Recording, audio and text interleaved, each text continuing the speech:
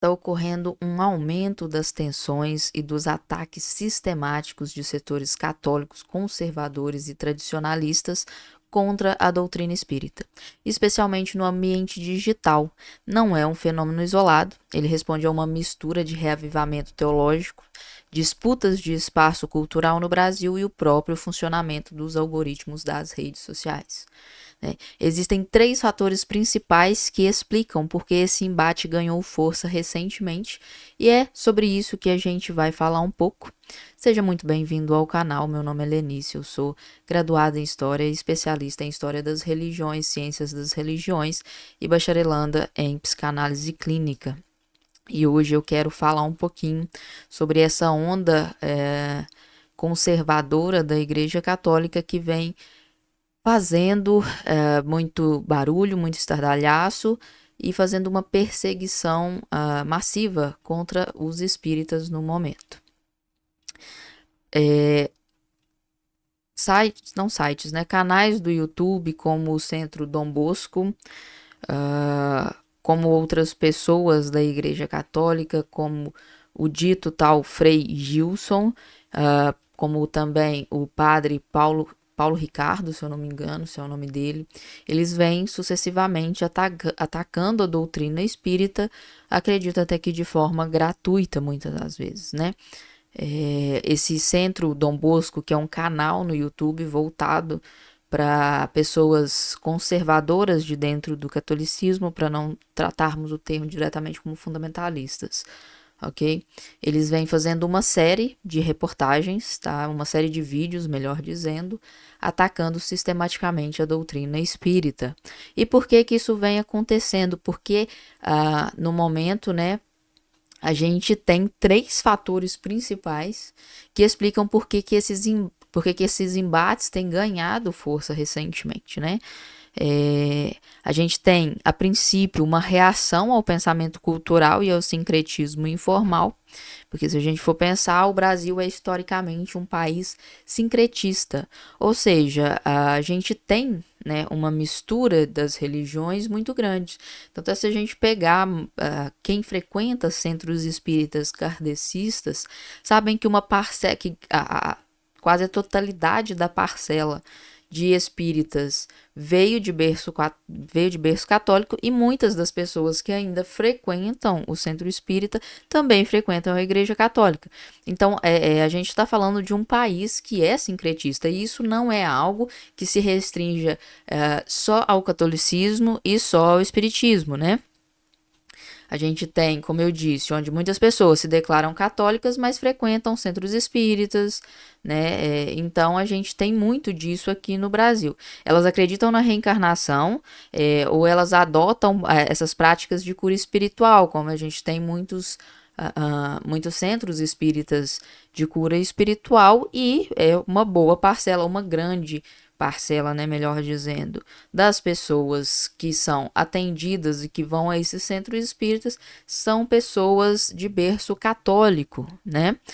São católicas geralmente, né? Elas não abandonaram a sua fé no catolicismo, porém, em momentos difíceis de suas vidas, elas sempre procuram pela doutrina espírita por centros espíritas, né?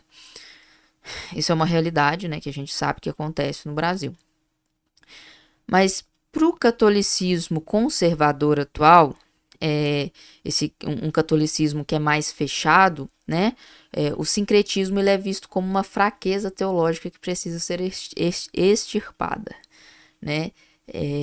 Então, esses grupos mais tradicionais, eles buscam na identidade católica pura e sem concessões, né? Atacar o espiritismo é uma forma de demarcar fronteiras claras, né? Ou se é católico ou se é espírita, eliminando a zona cinzenta que sempre existiu na cultura brasileira. E aí tem-se, né, divergências teológicas inconciliáveis, né, que é a doutrina versus os dogmas. Mas essas divergências teológicas, elas devem ser consideradas que elas incomodam os conservadores, né, os católicos conservadores. E religião, a gente, dentro das ciências da religião, a gente entende religião como algo muito cultural, né? Então a gente tem, se você nasce no Brasil, 99,9% se caso você tenha uma religião, ela seja cristã, porque é uma marca do Brasil, né? Talvez se você tivesse nascido na Índia, talvez se você tivesse nascido na China ou no Japão, seriam diferentes, né? Porque se trata de uma questão cultural. Eu, por exemplo, eu sou de berço católico, porém, não existe uma conversão, sabe, à doutrina espírita. Mas, enfim, para ficar mais fácil de entendimento, eu me converti ao espiritismo, né? Mas aquela questão cultural de que eu nasci em berço católico, é muito difícil que o ser humano consiga desapegar daquelas raízes, certo? Tanto é que eu tenho imagens de santos aqui, né? Eu tenho aqui São Francisco de Assis, e Nossa Senhora das Dores, né? É, eu tenho a crença total, né, no espiritismo e de que essas imagens não fazem diferença, mas é uma questão cultural que está enraizada em mim. Eu não paro e rezo diante dessas imagens, porém eu as tenho, né? Isso não me faz menos espírita também, né? E não me faz mais católica, tá? São questões culturais, nem tanto de defesa da fé, mas uma questão cultural, certo? Então, embora o Espiritismo se baseie nos ensinamentos morais de Jesus Cristo, a teologia do Espiritismo bate de frente com dogmas centrais do catolicismo histórico, né, que são os setores apologéticos, que a gente chama de os da defesa da fé. Eles focam agressivamente nessas contradições, né? Então, a gente tem reencarnação versus ressurreição. Para o catolicismo, o homem vive uma única vez, depois segue para o juízo particular. Hebreus, você vai achar isso lá em Hebreus 9:27. A reencarnação, ela nega essa necessidade da salvação e do sacrifício de Cristo na cruz, já que o indivíduo se salvaria por mérito próprio através das múltiplas vidas, né? A gente para no espiritismo, a gente para de culpar o externo, né, e culpamos a nós mesmos. Só que a nossa salvação depende de nós, das nossas mudanças morais, né, e do exercício e da prática dessas mudanças na sua vida social, né, na sua vida no geral. Então, para os católicos, eles só vivem essa vez e depois eles já estão salvos, né? Porque Jesus morreu na cruz por eles. Então, esses pecados deles que eles cometem, enfim, já está salvo e eles vão para esse juízo particular, esse juízo final, né? No pós-morte. Então, a gente tem também na doutrina espírita a comunicação com os mortos, né, que a gente diz mediunidade. E a Igreja Católica, ela proíbe estritamente a evocação dos mortos, baseando-se em textos bíblicos como o do Deuteronômio 18, né? E para teologia católica, as manifestações mediúnicas, elas não são de parentes ou espíritos evoluídos, mas sim mistificações ou ações da natureza demoníaca, né? Os anjos caídos. Mas tendo em vista o que está lá em Deuteronômio, se a gente for parar para pensar, né? Só se proíbe algo que se pode fazer. Não se proíbe algo que não existe ou que é impossível. Então, se existe esta proibição, então por quê? Então, porque existe a possibilidade de você conversar com as pessoas que aqui estavam e partiram para o outro lado, certo? Então, eu acredito, né, e dentro da doutrina se tem essa visão de que essa proibição, ela existe, né, na Bíblia, e a gente não a nega, obviamente, né, mas ela existia para aquele povo daquela época com aquela mentalidade, ou seja, a galera chamava os mortos para qualquer coisa.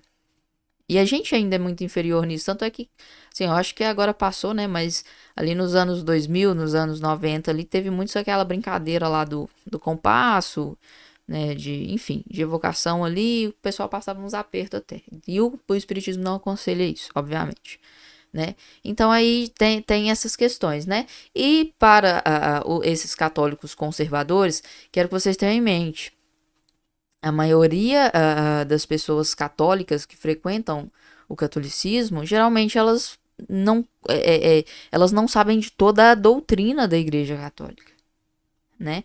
Então, elas procuram centros espíritas, né? É mais uma questão também de que os espíritas em si, o espiritismo foi muito perseguido no Brasil, né? Quando começou assim, o seu postulado, porém foi ganhando um respeito.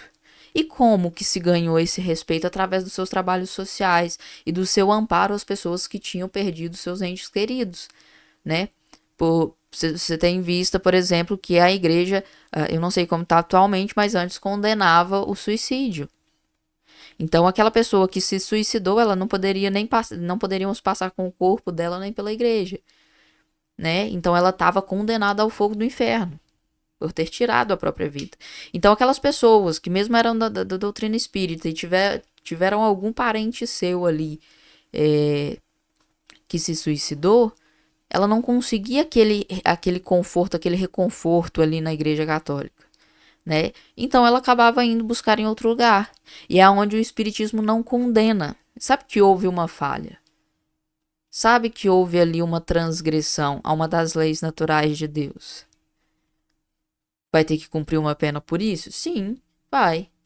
Mas não é uma pena infinita.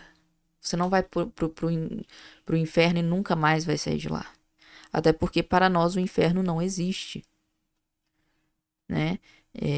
Então, tem essas questões, né, que foi dando, e muito também pela pessoa do Chico Xavier, né, que ele foi, assim, ele trouxe os holofortes para cima, até pela questão do tamanho da sua mediunidade, o quão espantoso era e o quão, assim, de admiração ele conseguiu causar, então o espiritismo foi ganhando essa respeitabilidade, né, e na hora ali do conforto, o espiritismo realmente ele consegue fazer isso de uma forma a abraçar mais aquele humano que está passando por um sofrimento do que as demais religiões. Porque nas demais religiões você tem dois caminhos, ou é o céu ou o inferno. Tem a metade ali o purgatório, mas ainda assim vai estar esperando pelo céu ou inferno, né?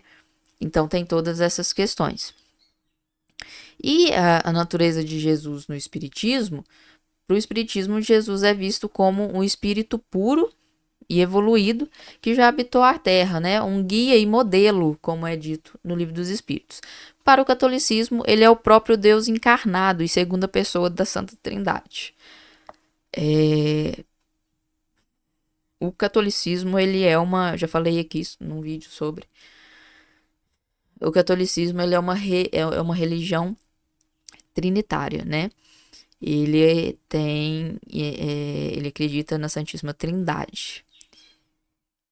Porém, eu acho que eles sofrem um pouquinho aí eles têm um probleminha com isso, porque eu vou mostrar aqui pra vocês para ficar mais fácil de entendimento.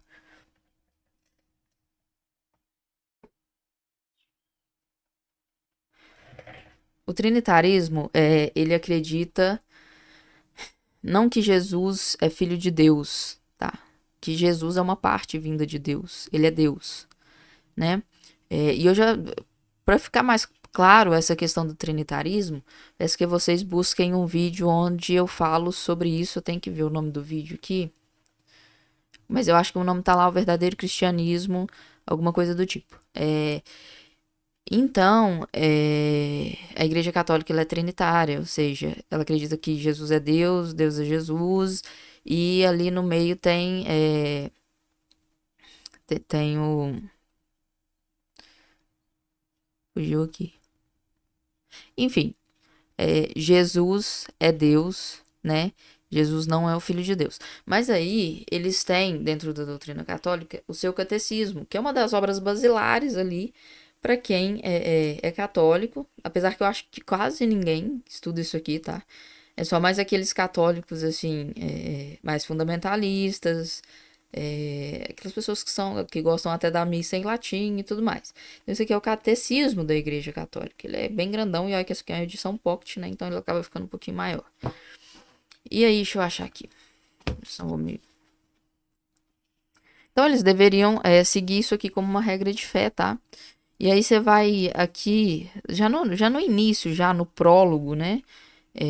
No prólogo desse catecismo, a gente tem o item 1 e lá no item 2, que é transmitir a fé, a catequese. E lá já começa assim, ó. Bem cedo se passou a chamar de catequese o conjunto de esforços empreendidos na igreja para fazer discípulos, para ajudar os homens a crerem que Jesus é o Filho de Deus. Eles estão meio perdidos nessa questão. Eu não sei se isso aqui passou batido, não sei o que aconteceu, porque isso aqui é até uma edição nova, uma edição revisada. Eu acho que até o Centro Dom Bosco, inclusive, eu acho que chegou a publicar essa a catequese aqui da Igreja Católica, mas aqui é da CNBB. Então eu não sei onde foi que se perderam, porque para eles Jesus não é o Filho de Deus. Para eles Jesus é Deus. Porque essa questão veio no concílio por causa que, tipo assim, para ele só Deus salva. Então Jesus não poderia ter salvado a humanidade na cruz. Então Jesus tem que ser Deus para ter feito isso. Mas aqui, no catecismo deles, eles dizem que fica claro que eles acham que Jesus é o Filho de Deus. Então eles estão meio perdidos nesse rolê aí, né? Vamos ser bem sinceros. Isso aqui é ou é esquizofrenia ou eles estão perdidos. Porque não faz sentido, né? Se eles são, se eles acreditam na Santíssima Trindade, mas aqui eles dizem que tem que pregar a fé e deixar claro para as pessoas que Jesus é o Filho de Deus, eles estão perdidos. Porque uma coisa não liga a outra, né? E aí a gente vai para essa dinâmica da internet, né? E dessa nova apologética que existe hoje em dia. Eu não faço apologética. Eu tenho um canal sobre espiritismo, que é onde eu vou lançar esse vídeo. E outro canal onde eu falo da vida de estudos, né? Principalmente para professores, que é a galera que está mais lá presente, né? Então eu vou jogar esse vídeo nos dois canais. Mas o que eu faço? Eu não faço apologética. No meu canal de espiritismo, eu tô fazendo muito aos poucos mesmo, né? Porque a gente tem que trabalhar, então a gente não vive disso. Não vive de internet. Então lá eu tô fazendo vídeos de estudo, sobre estudo, né? Do espiritismo. Então, tem gente que faz apologética, que é a defesa da fé, né? E tem um amigo meu, e ele é até crente, e eu acho engraçado que ele diz, e eu concordo com ele, os apologetas, eles são pessoas que gostam de treta. É esse tipo de gente, eles vão caçar treta. Eles querem defender a fé dele. Muitas das vezes eles não estão defendendo a fé deles, eles querem caçar treta com a outra galera, né? Eles querem atacar alguém.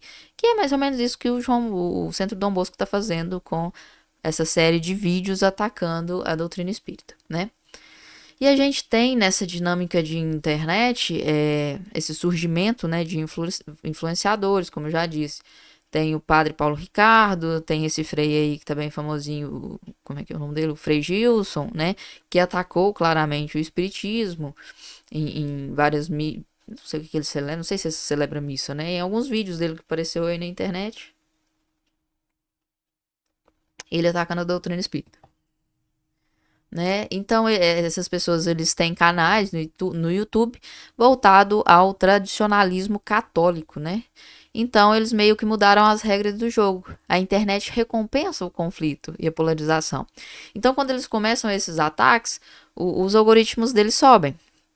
Vou dar um exemplo. Eu vi esse primeiro vídeo. Eu não vi o vídeo, na verdade.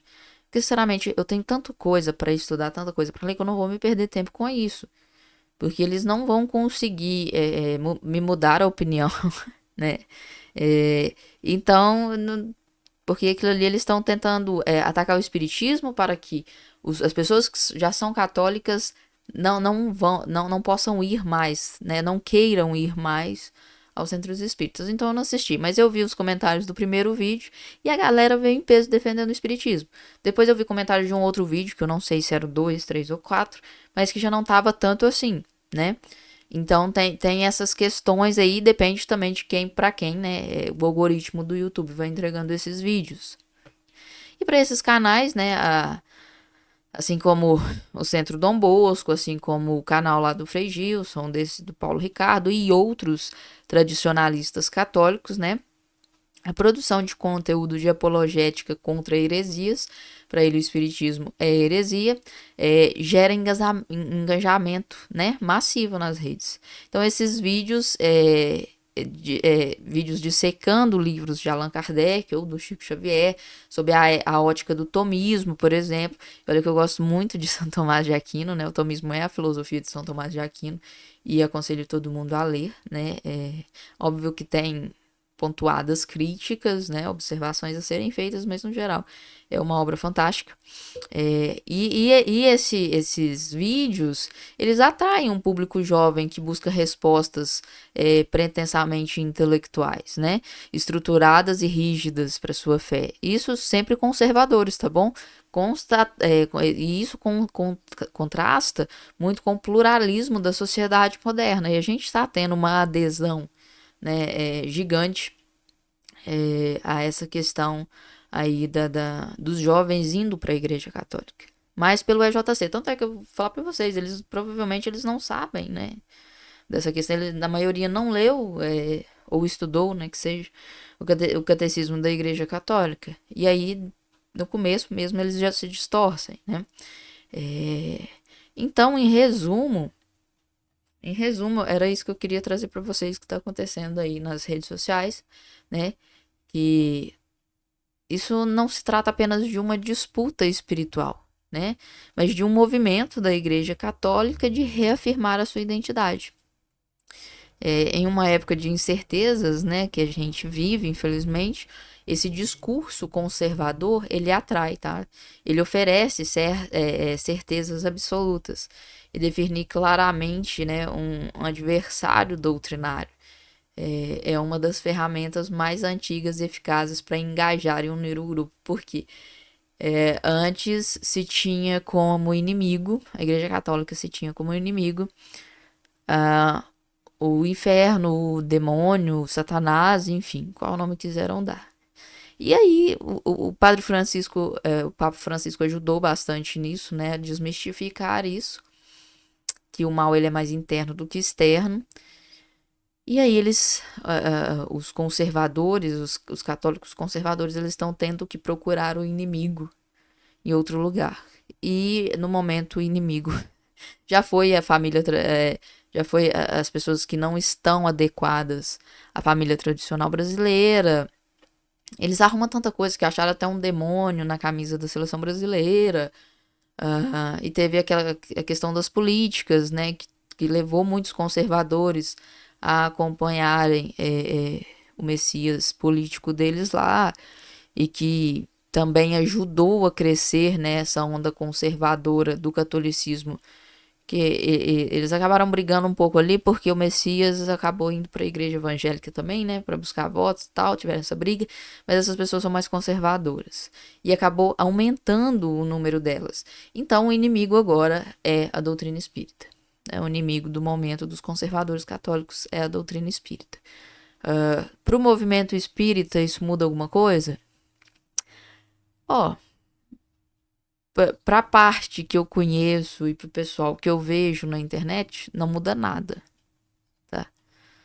A doutrina espírita ela não se liga muito a essas questões, né? A gente fica triste, né?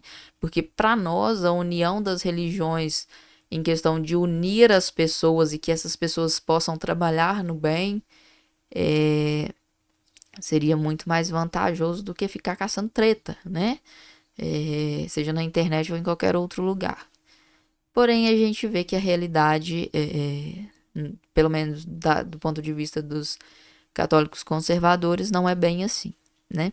Não está sendo bem assim. Então, para o espiritismo, realmente isso não faz muita diferença, os trabalhos continuarão sendo realizados e a gente fica triste por essas coisas estarem acontecendo. Mas fora isso, a gente segue com os trabalhos que a gente tem que fazer, tem que realizar, né? E para nós a Igreja Católica não muda nada, os seus adeptos não mudam em nada, eles continuam sendo nossos irmãos, né? Enfim, eu queria só trazer essas questões para vocês, né? Não sei se vocês quiserem dar ibope lá no Centro Dom Bosco ver esses vídeos. Eu tenho muita coisa para ler, eu não vou fazer isso. Mas enfim, é basicamente isso. Muito obrigada a todos e até a próxima.